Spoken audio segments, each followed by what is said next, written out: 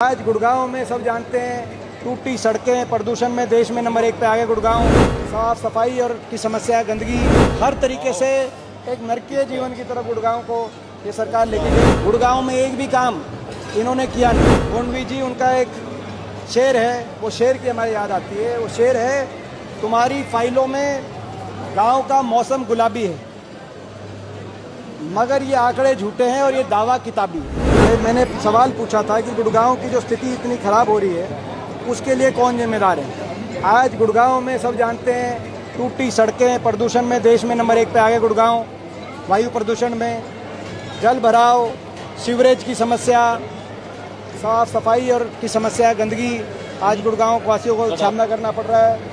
आज traffic jam की समस्या, हर तरीके से एक नरकीय जीवन की तरफ गुड़गांव को ये सरकार लेके गई। जिस गुड़गांव को हमने हमारे समय में, कांग्रेस पार्टी के समय में मिलेनियम सिटी बनाने का कार्य किया था। फॉर्च्यून 500 कंपनीज यहाँ आई थी हमारे समय, आपको याद होगा। गुड़गांव में चाहे वो रैपिड मेट्रो हो, चाहे गुड़गांव के अंदर गुड़गांव एक्सप्रेसवे उस समय बना, फरीदाबाद गुड़गांव 4 लेन की उस समय स्थापित हुआ। मानेसर के अंदर विश्व स्तरीय IMT उस समय एक बड़ा औद्योगिक केंद्र बना। ESI अस्पताल बना, गुड़गांव यूनिवर्सिटी बनी, इंडियन नेशनल डिफेंस यूनिवर्सिटी उस समय गुड़गांव के अंदर हम लेके आए थे। उस समय द्वारका एक्सप्रेसवे का 70% काम हो गया था। अब अभी की क्या स्थिति बनी? पिछले 11 साल में गुड़गांव में एक भी काम इन्होंने किया नहीं। आज बदहाली के अलावा गुड़गांव में कोई नया काम ये बता नहीं सकते। आज आपने देखा 11 साल से ना तो जो सिविल अस्पताल है वो बना, ना ही बस स्टैंड बना, कोई नया विकास का कार्य हुआ। मगर फिर भी खट्टर साहब का जवाब आया कि गुड़गांव में कोई समस्या ही नहीं। संसद के अंदर ये लिखित जवाब है जो मैं शेयर कर चुका आप लोगों के साथ। तो एक कवि हुए हैं आदम गोंडवी जी, उनका एक शेर है, वो शेर की हमारी याद आती है। वो शेर है, तुम्हारी फाइलों में गांव का मौसम गुलाबी है, मगर ये आंकड़े झूठे हैं और ये दावा किताबी है। अगर गुड़गांव में कोई समस्या ही नहीं है तो फिर तो कुछ बचा ही नहीं कुछ बात करने को। तो ये 11 साल खट्टर साहब पहले मुख्यमंत्री रहे, अब ये उसी महकमे के मंत्री हैं। एक मेट्रो का खंभा आगे नहीं बढ़ाया इन्होंने।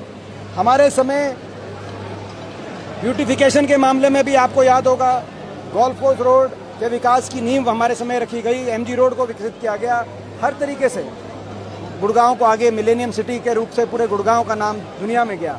अब तो ये इस एक शेर के अलावा कोई और मुझे इसका जो उनका उत्तर मिला कम से कम अच्छा। और अपने उत्तर में उन्होंने केवल ये नहीं कहा कि कुछ नहीं है, उन्होंने बताया कि हम इतना कर रहे हैं, इतना खर्च कर रहे हैं, इतना खर्च कर रहे हैं। वो योजनाएं बताई। मेरा प्रश्न भी वही था, वो मेरे प्रश्न से ही योजनाएं चुराई गई थी। मैंने कहा था कि ये जो इतना सरकारी आंकड़ों में और कागजों में इतना किया जा रहा है तो कहाँ जा रहा है? उन्होंने उसी को रिपीट किया। तो ये सरकार हुई है, क्या राहुल गांधी जी हार का कारण वही है? देखिए, हम पहले से कह रहे हैं कि भाजपा की जो सरकार है, यंत्र मंत्र तंत्र में सब आ गया। शाम दाम दंड भेद, बेइंतहा हर तरीके से चुनाव आयोग का दुरुपयोग। कभी इलेक्शन की डेट बदलवाते हैं, कभी महाराष्ट्र से अलग कराते हैं, कभी चुनाव के अंदर इस तरह की हरियाणा में धनवर्षा की भाजपा ने चुनाव के समय, आप समझ गए जो मैं कह रहा हूँ। और कभी फेक वोटर और वोटर लिस्ट के अंदर गड़बड़ियाँ करने का कार्य करते हैं, जो कि आपने बड़े पैमाने पे राहुल जी ने जो प्रेस कॉन्फ्रेंस करी है उससे साबित हुआ है। अब ये पहले इन्होंने हरियाणा में किया, फिर महाराष्ट्र और अब बिहार में भी देखा जा रहा है। ये हकीकत क्या है? जबकि हरियाणा में तो मात्र 18,000 वोट से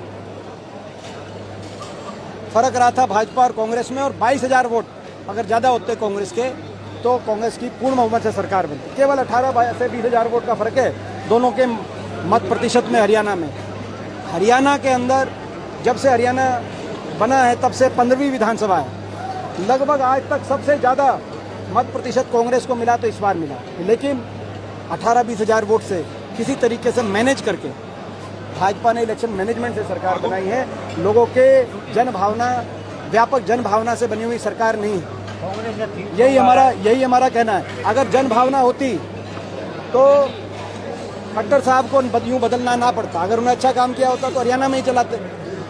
कई इनके मुख्यमंत्री 3-3, 4-4 टर्म भी रहे हैं, मगर उनको बदलना पड़ा। वो यहाँ के लिए नहीं, लेकिन उनको सेंटर में। कैप्टन अजय यादव ने कहा है कि अध्यक्ष बदलने वाले, तो क्या कुछ ऐसा विचार वो करेंगे? कांग्रेस का संगठन का विषय।